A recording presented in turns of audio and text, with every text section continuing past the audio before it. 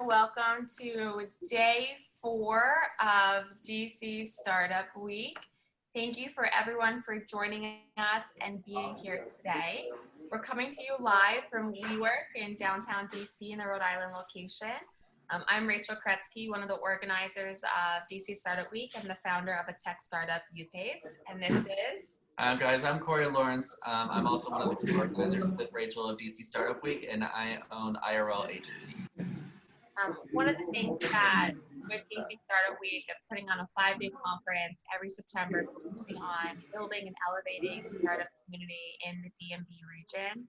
One of the things that we're most proud of is making it completely free for all the attendees. We're coming on 4,000 attendees across the 5-day event, but we really could not do that without the support of our sponsors. And we're so grateful that today we have Naya Labs being the sponsor of this event and the sponsor of DC Startup Week. We have their founder and CEO, Asafu, on the call, who put together this presentation of amazing panelists of Rashad, Roble, Aaron, Dawn, and we're waiting for one more panelist to come and join us today. So with that, I can't say any better words with Naya Labs. They're my development company with UPace.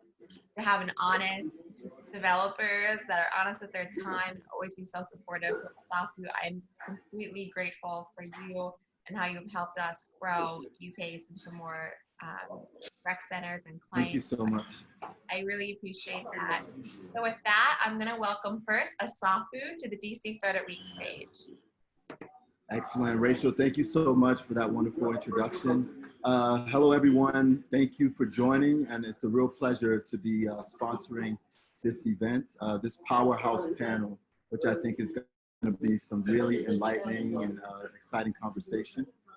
My name is Asafu Thomas. As Rachel stated, I'm the founder, CEO of Naya Labs, which is a software development company. We're headquartered in the DC area, but we leverage engineers on the African continent. I'm actually coming to you guys live now from Zambia, Lusaka, Zambia, where we're building a pipeline of new engineers as well here. But it's very exciting to have engineers, talented engineers that we source, train, and identify on the continent, supporting the innovation that's happening with the great startup. This panel here today, I'm going to jump right into it. This panel here today, I think for me, it hits home, because I remember when I started my first company, there were so many things that I didn't know about how to scale my business, so much information that I didn't know how to find. And I think, having access to individuals who had success and who are continually building their businesses or investing in companies is vital. So without further ado, I'd like to introduce the moderator for today's panel. His name is Rashad Howard. Rashad, what can I say about Rashad? Rashad is an innovator. He's an investor, CEO, CFO of Epigen Technologies, but he's been integral in management consulting, business development consulting, government contracting in the DC area. And he's also a staunch supporter of entrepreneurs, everything from backing them financially in investing in projects, but also giving his knowledge whenever he's called on that. So Rashad, welcome, and I'll hand it over to you. Thank you. And thank you to everyone who's attending today. I think we're gonna have a really good time. And now for our panelists, and then for all of those listening, we're gonna kind of make this very conversational. We'll have an opportunity to spend some time actually asking a few questions, but I'll first start with getting everyone to do a really good introduction of themselves. And first, I'm gonna begin with the author of the Unsilicon Valley, Unsilicon Valley, Lessons on Entrepreneurship, Diversity, and the Movement to Build an Alternative Startup Paradigm, Roble Musse. Sir. Hi, everybody. How's my volume now? Is it sounding better? It's a little bit better. Yeah, we can hear you. Thank you. Hi, everybody. I'm really excited to join this amazing panel and discuss with you, share my knowledge on this area. So as Rashad said, my name is Roble Musse. I'm author of Unsilicon Valley, and I kind of look at I'll be kind of mostly talking, trying to expand our thinking of uh, how to get investment outside of the Silicon Valley tent, because a lot of us find ourselves out of the tent, and I think it's a great opportunity to kind of explore other ways of thinking of how to build technology and how to be more inclusive in innovation. Thank you. All right. Next up, we have Mr. Aaron Saunders. He's actually a good friend of mine. I call him the OG of Black tech. He's been in this for a long time. He's built a number of successful businesses. I'll let him talk about what he's doing now at N3DC. Welcome, everyone, and thanks for this opportunity. My name is Aaron Saunders. I run the Inclusive Innovation Incubator, an 8,000 square foot innovation space on Georgia Avenue that's in this picture behind me, that intentionally focuses on Black and under-resourced technologists, entrepreneurs, and creatives.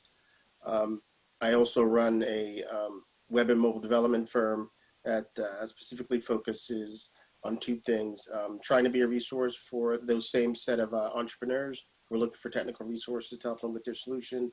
And we also run an in-house apprenticeship program. We identify individuals without computer science degrees, but are passionate about technology. We hire them, we train them, and we utilize them as mobile developers. We work with small clients and large clients. Our largest client right now is the Smithsonian National Museum of African American History and Culture.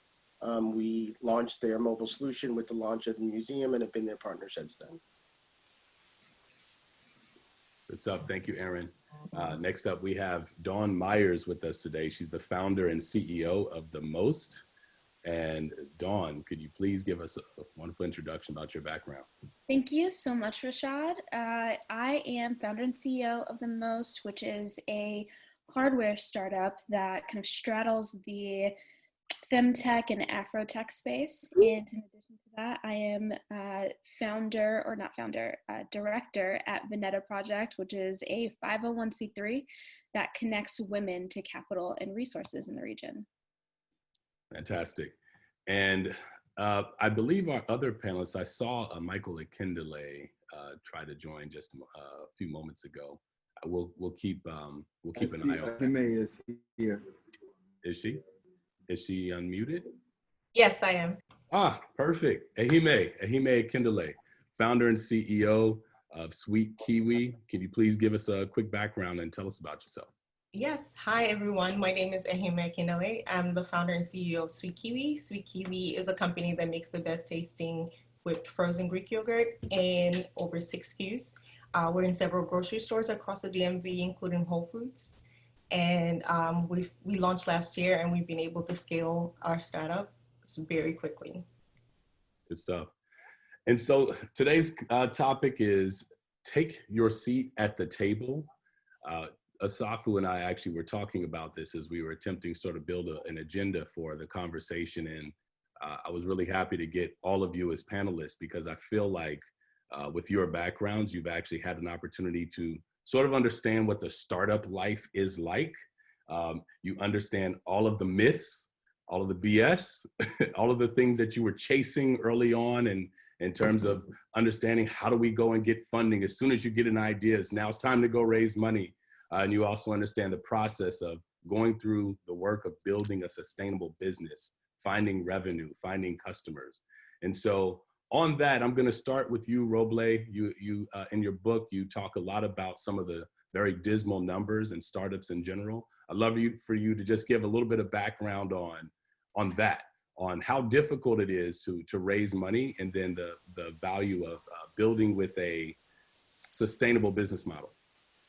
Thanks a lot, Rashad. And you know, the reason why I wrote that book is, you know, I built my tech startup, I think I started in 2013, and I was reading a lot of books that didn't relate to me. You know, there was all this networking, how to get to VCs and everything. So the reason I wrote this book is I thought the experience, especially for underrepresented people in tech, is completely different. And the rules to be successful is different. And that's why I really felt it was important to share my experience so other people can kind of piggy and benefit from that. But I would just say that I think, and it's difficult for everybody. whether you're white, whether you're black, the rates of securing VC funding is less than 1% for entrepreneurs. And it's also much more difficult, as we say, for underrepresented people. So I really feel there are tricks and trades of how to be attractive to VCs. And the further you are in your development, in your product development, if you're closer to revenue, that makes you more attractive. You know what I mean? But I think for underrepresented people, women and people who are underrepresented, I think it's very important to kind of understand the challenges, but also create a dual path where if you don't get funding, how are you able to bootstrap? So really honing your skills in bootstrapping so that you either get close to and you know, being able to be more attractive, either getting closer to revenue, and or if that's not happening, looking at alternative ways of funding, because I think we're very pigeonholed a lot of the times on VC is the only way to success. And I think there's a whole new movement, and I'm also part of this kind of Silicon Valley counterculture that's saying, hey, is this the only way we can build startups? And there have been a couple of very successful companies that have bootstrapped to billion-dollar valuations. And I'm talking about MailChimp and Atlassian in Australia. You know, MailChimp and started in Atlanta in the early 2000s, and there weren't a lot of VCs there. So they had to adapt to that environment and just bootstrap, and they were able to reach billion-dollar valuation. So I also really encourage people to think outside. Though I raised over $1 million outside of VCs, alternative funding, and there are those new models popping up now, Tiny Seed and others, which are more called patient capital and are not dependent on huge outcomes to be successful. Dawn, I saw you shaking your head vigorously as he kind of went through that. I'd love for you to offer your thoughts on some of the things that Roble was saying. Yeah, you know, I just have to second that. I think a lot of times the trap that we fall into as diverse and underrepresented founders is we're trying to follow this playbook that doesn't apply to us, right? And I think that it's really important that you understand the playbook, you understand how it's done typically, but you have to also understand that a lot of that stuff may not apply to you. So the biggest example that I point to is working full-time. How many of you have had someone tell you that, you know, they would fund you, but for the fact that you're not full-time yet? And here you are, you know, putting in the 10, 12 plus hours a day on your startup, plus making it work with a job. And you know, that should be a superpower to that investor, but they don't see it that way because they're just kind of cultural barriers that, you know, say to them, you know, one thing is a pattern match for success and one thing isn't.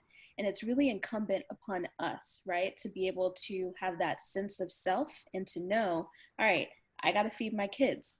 I got to pay these student loans every month. You know, so this is something that I have to do, but I can still be successful by kind of taking advantage of some of the maybe alternative routes that Roble mentioned. And there's a lot out there, you know.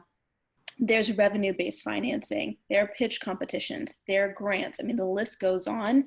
And it's really our jobs rather than getting sucked into, you know, looking for those traditional markers of success where I, you know, raised over $1 million in funding. You know, that sounds really great to a lot of people. But would we rather, you know, debt finance or revenue-based finance or do pitch competitions and get that money faster and easier while still keeping your, making sure that you're still in a good financial place? See, absolutely. And I think one of the things that comes at the heart of this is, to some extent, I think there's sort of this startup belief that the first thing that you must do in order to have a successful business is to go and raise money, find a VC. And I think there's sort of this missing piece where we should be starting from, wait, what is it going to take for me to actually run a successful business? The success metric not being how much money you raise, but how well you get your business going. And Ehime, I'd love for you to sort of walk in on that. I feel like that's an alley-oop to you, because I know you've done a lot of alternative financing and quite a bit of bootstrapping. So can you talk a little bit about what it takes to sort of build a successful business? I think that when you're starting out, I think that it's important, like you were just saying, that that traditional way of just going to raise like a lot of money doesn't always work. I think that sometimes when you do that, you miss out on finding innovative and creative ways that you can structure your business. So for me, I started with like little money from my savings and then money from family and friends. And we were able to negotiate like deals by getting little things financed, like machines, little equipment that we needed just to kind of get going and get contracts with with grocery stores. And then when we finally landed a distributor, instead of waiting 30 days, 45 days, 60 days to get paid for orders, we could negotiate a payment in a week just by getting a discount on the invoice. So there are quicker ways that you can get your working capital to work for you. And not only that, we've been able to raise an angel round, and just basically by reaching out to your network and just seeing who believes in your vision. And one thing I tell people to do is always talk about what you're working on, because you never know who in your network is interested in what you're doing and who in your network you know believes in what you're doing. But if people don't know what you're doing, and you're not talking about it, you're not promoting it, you're not promoting yourself, it's very hard for them to buy in and want to invest their money into that. And catering was another thing that we did to ensure that we were getting a quick cash flow. So we started reaching out to all the apartment buildings and just saying, hey, even though the vision is to be in grocery stores across the US, we can use catering as a way to supplement our income and get quick cash to fund our business. Aaron, I want you to come in on this, because here's the thing. What I heard Ehime say was, especially toward the end, which got me kind of excited, is, there's nothing wrong with like old school hustling. Like there's nothing wrong with actually going out there and trying to sell your products directly, or to create a service from what you're doing and figure out how you can get some money in the door by just doing old school hustling. Same thing with what Dawn was saying, when she's like, no, keep your job, work full time, and keep this business that you're trying to build and work full time as well. Your thoughts, Aaron? Yeah, I mean, it's funny because it's kind of like the old school way of getting stuff done. For those who go all the way back and remember with the lean startup, I mean, even in that book, one of the things that he talks about when first starting out is the white glove approach to your product, which is basically not this rush to build something, but to find some other service or some way to kind of manually work through the process to get clients on board, validate your assumptions, and generate revenue. And I think that, Dawn mentioned this earlier, it's like, well, there's two things. The topic here is about getting a seat at the table. I think it's like, yeah, we might want a seat there, but are there some other tables that we can set ourselves that we can be part of? And B, we've really got to get off this narrative of, like you said, Rashad, and also Dawn, how do I raise money, right? That seems to be the thing that everyone is so focused on, is like raising money instead of getting clients or getting customers to actually start to pay, which will not only help offset some of your costs, but validate your concept and help you end up with a better product in the end. Well, part of what Ehime was saying, she mentioned the word contracts and negotiating contract deals and some other things. And Aaron, I wanted you to make sure, I mean, as you talk through how you get clients and build up capital in that way, can you talk a bit about that as well and the value of that? Yeah, so it's a lot of it, unfortunately, once again, is the hype. I mean, Rashad, we did a podcast about some of this, and there's like, likes are not sales, right?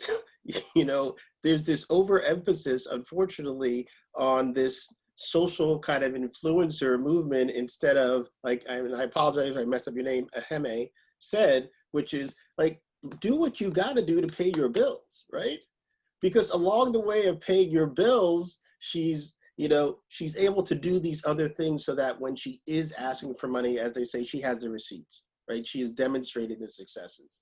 And I think there needs to be a lot more emphasis on, I think, as everyone said, at the end of the day, it's still a business, right? There's a basic way to run a business. It's basic blocking and tackling that I think far too often we might lose sight of.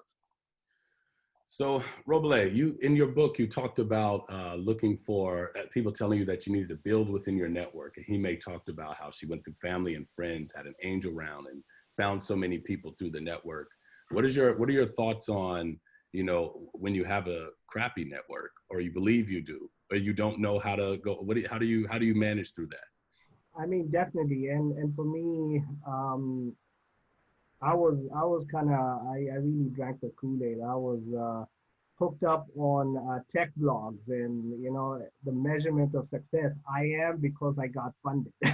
So if I didn't get funded, I didn't exist, you know, and if I didn't have my name on TechCrunch or GeekWire, then, you know, I hadn't arrived, you know. And so for me as a Black man, especially in Seattle, my networks were never kind of overlapping with VCs. And so it was very difficult for me to get in those doors.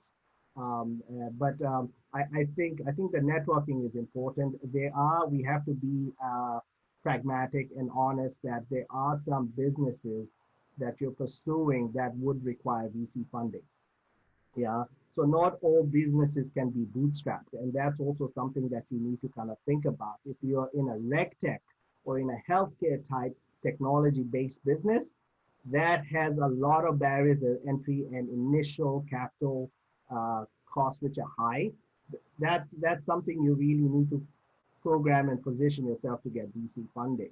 But if you're looking at a pure software play, then you know you can be creative in that way. I think Ehime's statement is, tell everybody what you're doing. You know, if you are afraid to tell somebody about your idea, and you're afraid somebody's going to steal it, then you know it's not something that's defensible. You know what I mean? And so, you know, for me, I'll tell you one of the challenges, and I say this in the book. After I had a lot of kind of challenge and negative experiences, kind of trying to network within predominantly white spaces, I pulled myself out of that space. And I think I say that was a mistake, because really you have to you have to get and take those punches. And especially if you feel your startup is dependent on VC funding, you have to absorb that and be persistent in trying to continue to network within those circles. So part of so what I hear in there is are a couple of things. I'm just going to kind of bring this for anyone who wants to sort of tackle it. I think it was Dawn who said there may be some other tables, and I think, you know, inherent in that is that we don't. Sometimes I feel like as founders we have the prevailing attitude is a very defeatist attitude of, you know, the numbers are dismal. We're pretty much just doomed from the beginning. We're not going to make it. We don't have a good network. This is really bad. And of course, we're saying take your seat at the table to ensure that there is something underneath that tells people that there is a table, and that and that the only thing missing is that they have not taken their seat at it. And so, how do we sort of help this defeatist attitude that it's just impossible? It's a hard thing to climb. Ehime, I see you ready to go. Like, talk a little bit about that. I wanted to speak to that, just because I feel I just moved here. When I started the business, I just moved here from Dallas. So I didn't know anyone in this area. I didn't have a network.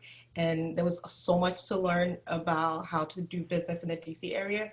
But you have to network, you have to meet people, you have to find people who have been successful at what you're doing and try to see what path they followed, or find accelerators or programs that help you or teach you how to be successful.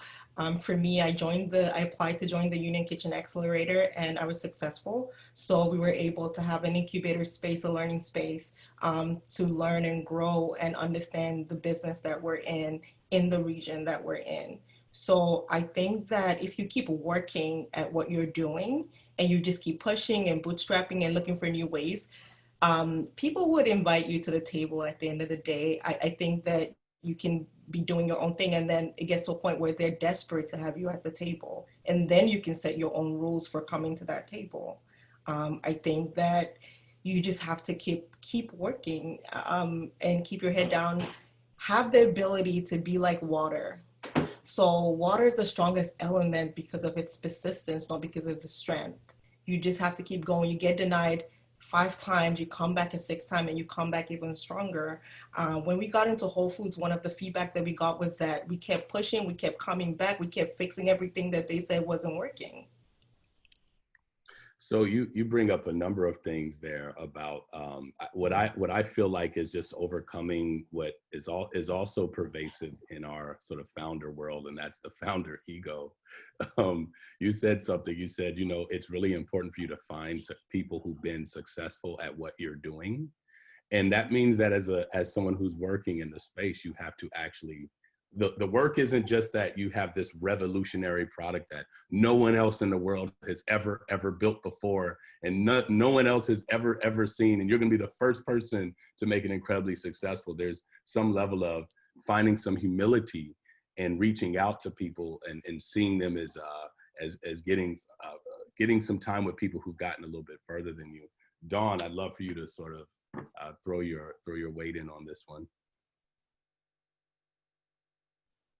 Yeah, you know, I see a lot in the chat, or not a lot, but I see a comment from Sei about, you know, the argument for a VC is to scale fast, right? Just because you do something differently doesn't mean that you can't scale quickly. There are other ways to do that.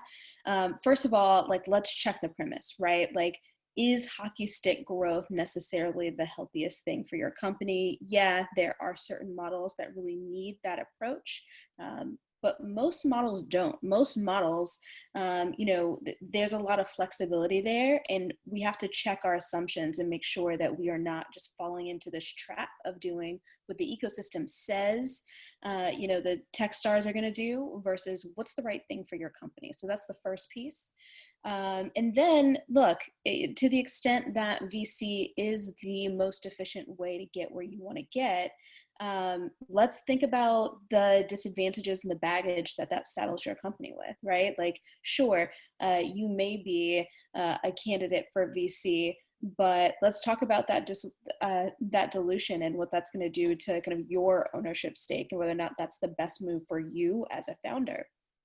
Now, assuming that, you know, VC is either off the table or you're just not ready for it yet, consider all of the other programs that are out there to fund really tech-heavy concepts like SBIR, STTR, NIH, NSF, strategic partnerships. There are a lot of ways that we can get what we need to get that's outside of the kind of just traditional VC path. For example, my company is a hardware company.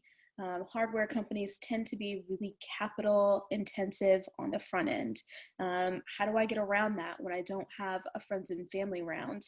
How do I get around that when I haven't even been able to get enough money to do a crowdfunding round because I haven't been able to commercialize the technology? Well, rather than pitching VCs, maybe you need to be pitching manufacturers. Maybe you need to be pitching engineers who can, you know, give of their time and give of their services and give of their factory floor to get you to where you need to be. So in doing that, not only have you completely circumvented VCs, you've also set yourself up with a partner who really understands your business and is 100% invested in making sure that they're producing the best product possible, which bypasses all kinds of issues within the manufacturing space. So again, I think it's incumbent upon us to really figure out, to really think outside the box, right? Like, we've got to get out, we I think so often get caught up in trying to look good for everybody else. We get caught up in trying to say, you know, I'm the 56th Black woman to raise over $1 million. That's great, but there are other ways to do that. And at the end of the day, the goal is, right, and I think really what we have to do is kind of stay mission driven. The mission is not about funding. The mission is not about meeting funding metrics. The mission is about solving the problem that you've invested your life and your time and your life savings in. That's the mission. And there are lots of ways to serve that mission outside of, you know, that necessary hockey stick growth. That being said, you can still get that hockey stick growth through NSF, through SBIR. I mean, I can name quite a few startups that have definitely been funded more robustly through, a suite of government programs than they would have been had they gone the VC route, and they've been able to maintain their ownership. That's, that should be the goal. And the last thing I'll say is that hockey sticks have a flat line, right? Before you reach that crazy growth, there is a period where you're going through that period that Aaron described, right? Where you're doing the work of building a viable company. So let's not, focus on the hockey stick and forsake the fundamentals that make you a viable, fundable company to begin with. Aaron, can you talk about some of those fundamentals? Yeah, I want to also touch on an underlying theme that I keep hearing everyone say, which, and I can, since this panel is about Black and brown folks, I'm just going to jump right into that part of it. It's like, we need to start to get comfortable with being uncomfortable, right?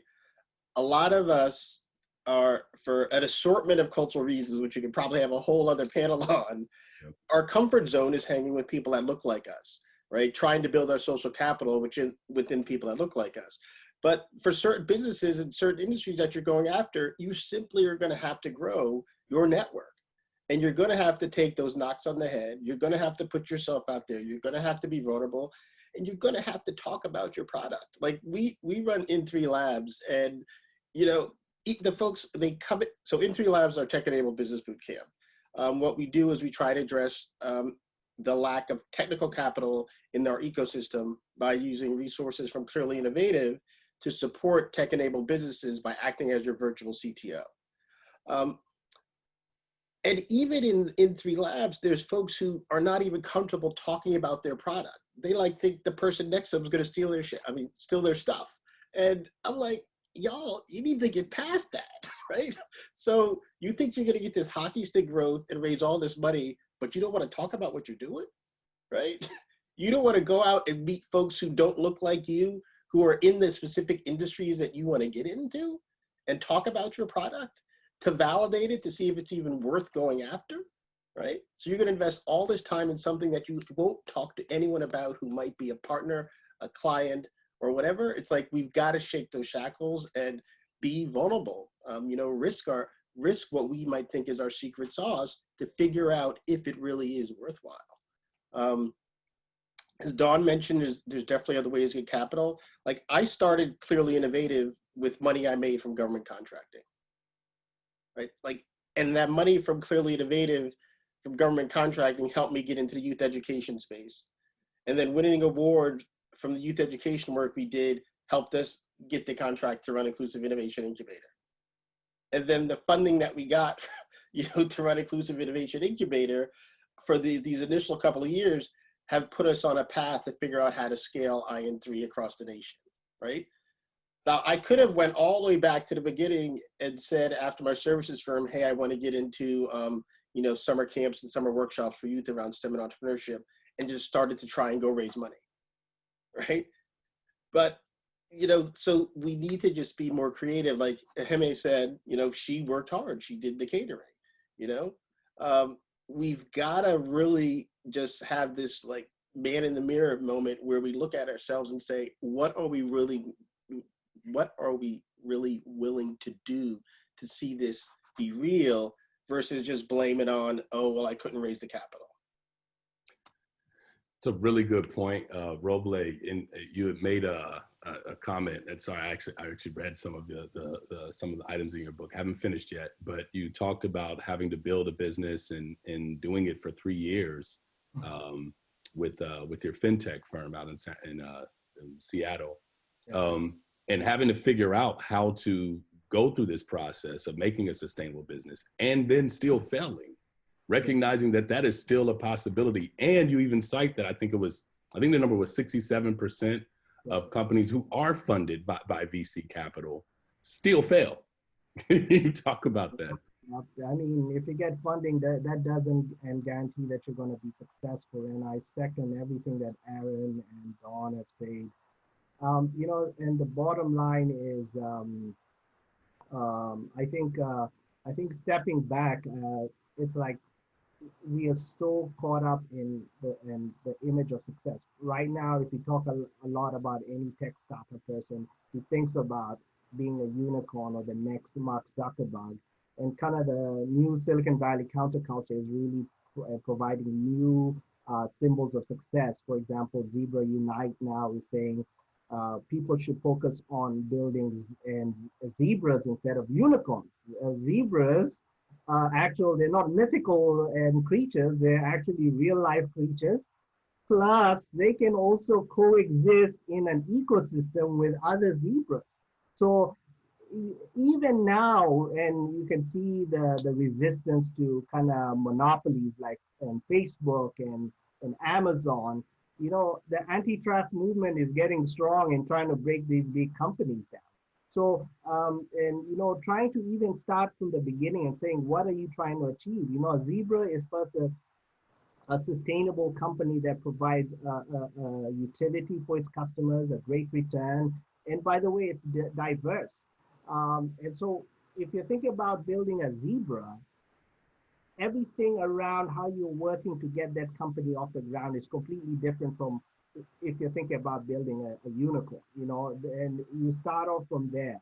And secondly, I would also say, you know, there are some fundamental steps. I think Aaron has brought up the virtual CTO. One of the biggest challenges African Americans and underrepresented people have is that to get a technical co-founder. And so you really, I think, starting off from that part of how are you going to convince a team to buy onto your idea. If you don't have technical folks within your network, you have to be really creative and either seek services like Aaron's or Asafu. From a technology perspective, that's where you kind of start. If you're able to kind of get the technology built in the lowest price. So I'll give you my example. I have a company right now, the fintech focused mostly in Africa. We've been working for 8 months. We've practically spent $3,000 of real cash to get and we are 1 month out of launch.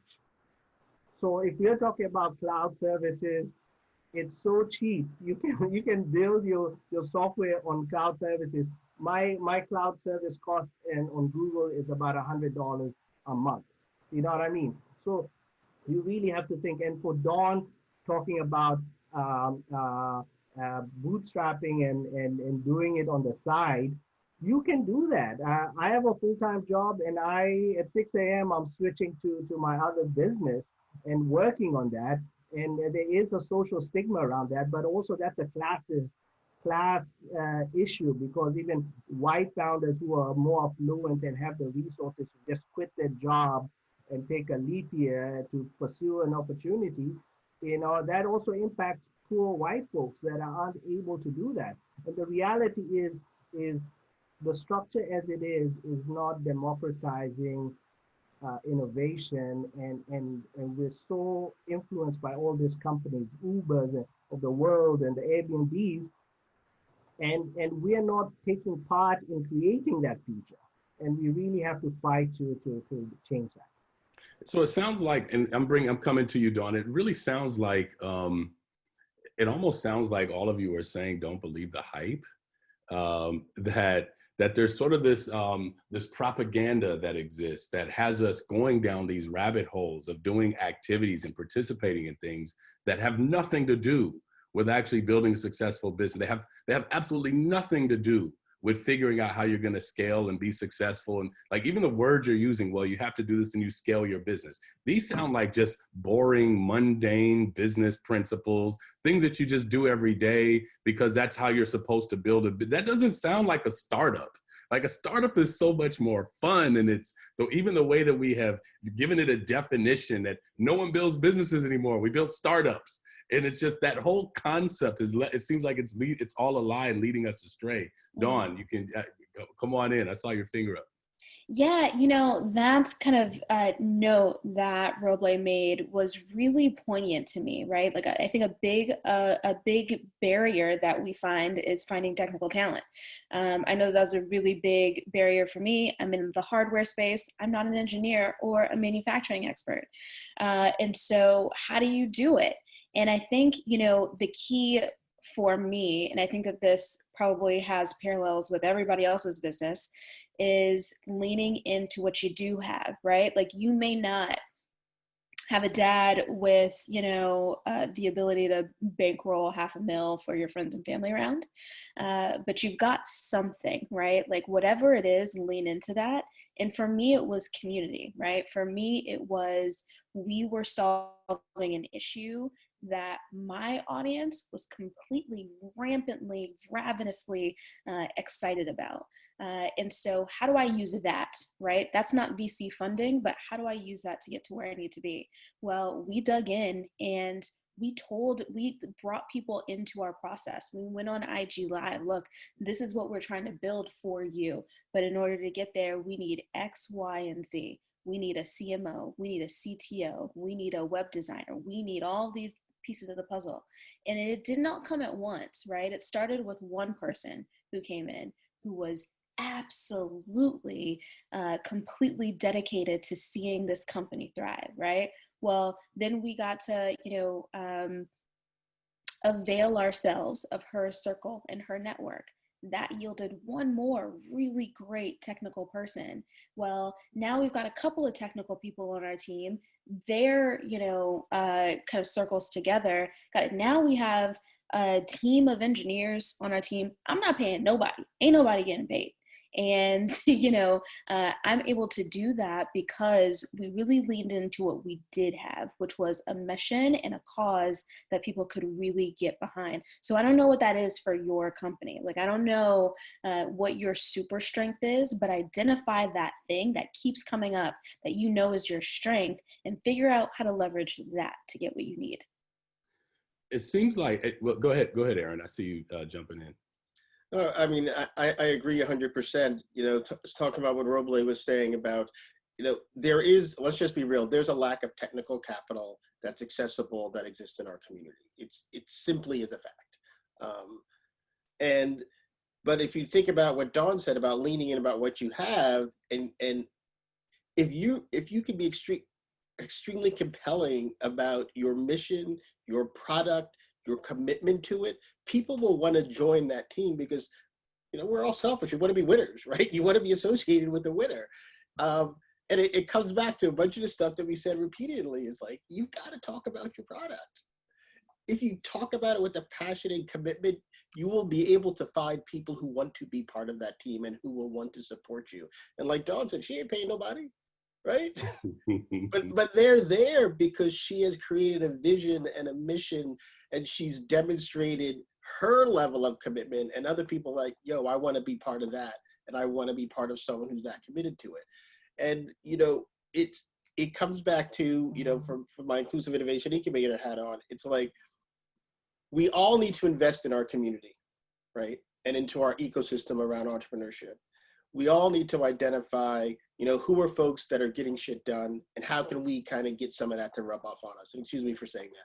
We're getting things done, and how could we be around them to kind of learn lessons from them on, you know, it might not be exactly the same business as you, but as we said in the beginning, there are fundamentals about running a business that can be learned from someone, even if they aren't exactly in the same industry as you. And, you know, COVID has definitely made it a lot more challenging. You know, we can't go around and network and meet people the way we do, but COVID has also created a bunch of opportunities for folks. And so it kind of says, hey, we need to find ways to network because there's a slew of opportunities that have now been created with this new way the world has changed. And see, I see a question from Kiana Bowie to Dawn, and it says, please elaborate further on how you were able to successfully bring on staff without pay. And before you come back into that, Dawn, I just want to say what Aaron just said is kind of the answer. You have a compelling story about what it is that you're doing that is inspiring to others. You're leveraging the mission and why you're doing it. And the thing that connects all of it is that you're actually doing this thing, right? One of the things that you have to be careful about is that you're not here to just make your company successful. And so if you go into it with the mentality that you need to use other people to make your dream happen, then it's probably going to be difficult for you when you're communicating with them to sell this thing as a mission that's actually meaningful to you. It'll just sound like, hey, I need someone to come on in my tech startup to make me change, help me change the world, build this unicorn hockey stick company to make something happen. But in reality, it's just, you're just trying to use someone else to get you there. And if you're really dedicated to this thing for meaningful reasons that matter to you, it'll be totally different. Dawn, you want to jump in? Yeah, I think that's completely right. And that's exactly how we've done it, right? Again, I think the core of it is that we leaned into our super strength. We're doing something really unique for Black women who are perpetually underserved in this space. And that in and of itself is a big opportunity for folks to tap into. But, I think what it really came down to was, leaning into that message, leveraging our networks, being vulnerable and asking for what we needed. And I think this is really difficult for a lot of Black professionals, right? Because most of the folks for those of us who are coming from other practices, right? I come from a legal background. And so it was very, very difficult for me to unwind that thinking that I have to be perfect when I walk into every room. I have to have every answer. I can't show any vulnerability or any kind of chinks in my armor. And coming into this space, I had to really reverse that and learn how to be vulnerable and ask for the things that I need and be just really emotionally intelligent around what I didn't have. And people, when you're vulnerable, when you're really authentic about your story, it draws people in. And so I think that was part of how we built that team. But then in addition to that, I think that there was a real kind of tit for tat.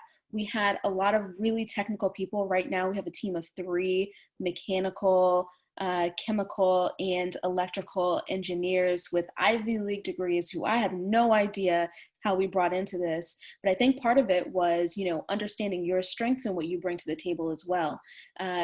These were women who were interested in the startup space, had heard a lot about startups, were really good at what they did, but they had a deficiency, right? Like they didn't understand the space and how it works. And so I've, dedicated time, not just to teaching them about the company and what they need to do their jobs here, but also about startups and how they work, startups and how to invest in them, startups and what the opportunity is, startups and how to tap in. And that was something that was really attractive for them. And so, I think part of it is having a mission that folks can really get around. Part of it is being really good to the people who are on your team. I mean, we're definitely, the way that I see it, because VC is going to be so inaccessible for us for such a long time, I'm going to invest a little bit more. I'm going to give a little bit more equity to the folks who are giving of their time, who are my resources, who are my lifeblood. I'm just really good to the people that I work with. I think that helps a lot. And then the other piece is, identifying what those people need, right? Like psychologically, whenever somebody does something, they're trying to fill a need. It's the crossing the chasm, right? And we have to do that with our consumers and cross that chasm and figure out that need that they're really trying to tap into. For my company, it's not just about beauty products, right? It's about feeling validated, about feeling seen, about feeling valued. That's what we're tapping into. We have to do the same thing with your investors. You have to do the same thing with your team. And, in really kind of understanding how the folks on my team are motivated, and what really drives them, and then trying my best to feed that. I think, that combination, that cocktail has really brought us together as a team. Now, Ehime, you're building I'm sorry, Roble. Ehime, you're building a global brand, right? You actually started your business in 2 places. You have an amazing distribution chain, and you have physical stores as well as online orders and everything else in Nigeria, along with real estate and what have you. Then you have your entire operation here in the United States as well, and it's expanding across. Can you talk about how you were able to do some of the things that Dawn is talking about in terms of making real investments in people and real investments in the customer base to understand what needs you're fulfilling for them in order to make that successful? Absolutely. I think that with starting SweetKiwi and growing SweetKiwi, I realized that the core of every business is the consumer, and understanding what they want and how to give that to them at the best price possible was the only way that we were going to grow this company. And with the US business, one of the things I love to do, and I do it myself, is to do demos, be in grocery stores, meeting new customers, getting them to sample flavors and getting them to give us feedback. And some of that feedback has been so invaluable in growing the company, in flavor creations, in helping our products move off the shelves. For example, I remember when we're trying to start flavors, because I'm a creative, so I love all the fun, just like flavors you've never heard. And just being part of a community and listening to the customers, you know, looking at the data, especially looking at the data for your business or your the business that you're in, and understanding what people buy.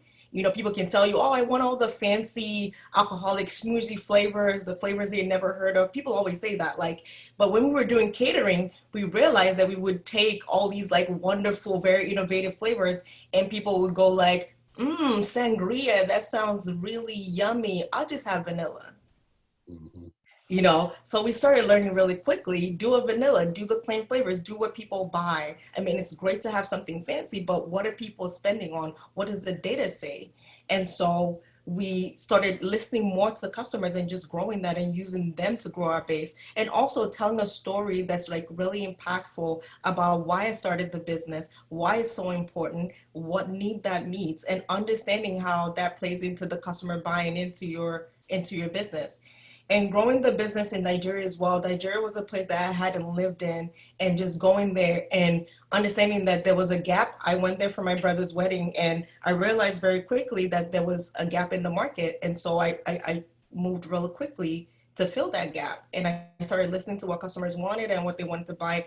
And that led it to us growing really quickly and growing into so many stores and being in grocery stores as well. And that's the same model that we applied here. And we've seen that growth. We've seen the numbers move off the shelf because we're listening to consumers. We're listening to what they buy. We're also selling our story and talking to people and letting people know, hey, this is why we're doing this. These pints are under 320 calories per pint. And this was the reason why I created this. And it's been very impactful. And we're growing so fast that we realize that you can't start a business or you can't grow a business without that customer input. Is so invaluable, and without having a community of people that really are supporting you and talking you through. I would say that for me, one of the things I found invaluable in this journey is just being part of the community, like Union Kitchen community, working with other entrepreneurs in the food industry. They don't necessarily do the same things that I do, but they do other products. And just their experience with like talking to distributors. So if I have a meeting with a distributor next week, I can reach out to the network and say, hey, anyone talk to the distributor? Oh, what are their selling points? What can I negotiate? Like, what's the lowest that they'll accept? You know, just knowing that information before you go into those meetings is so invaluable to being stronger when you're negotiating. Absolutely. Roble, do you want to jump in before we wrap up? Yes, you know, all of this information has just been amazing. I'm honored to be in this panel with everybody. I've learned a lot myself. But circling back, getting on the seat of the table, I think the bottom line is you have to build a product. What Ehime said in terms of getting customer feedback, that's how you build a product. But ultimately, you have the first person you have to convince is your co-founder and your team to help you build that product. And having that story is very important. But also, why I was connecting a lot with Dawn is my experience 2013, 2003, 13 when I was building my company. One of my co-founders, my technical founder, had a great job at Zillow. And I was trying to convince him to help come join me. And he's like, dude, I don't want to quit my job, but I'm interested in the technical aspect of this. I'll take you to launch. I'm like, I'm going to take that. And so you also have to be very careful and smart about how you build those contracts that allow, be flexible in terms of giving him enough stock options to get to a point. And guess what? A year and a half into it, he became fully committed to the project because he started owning the product. And so that's the other point, being flexible. Because as a driver, you're so passionate and you expect your co-founders to be as passionate. Maybe it might take them a little longer to get to your level And then the final thing is success builds on success. Once you start getting real and product, real things, you'll see a lot more people coming on board. That's it. Thanks. It sounds like from all of you, this is, doing this is it's just work. It's just work. I mean, this is, you didn't make it, I mean, you made it sound exciting, but it also sounds like it's going to just take a lot. And one of the things that I appreciate that every one of you brought to the table without having to say it, remember, this was called Take Your Seat at the Table. And so what you get at this in this panel is a number of people who've been successful because they didn't offer themselves excuses.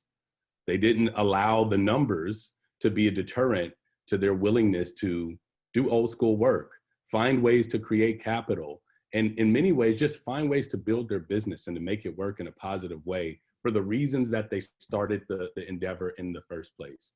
With the last minute, I want to give every one of you, I know you're probably putting it in the chat group, but Ehime, can you tell people where they can find you and find out more about SweetKiwi?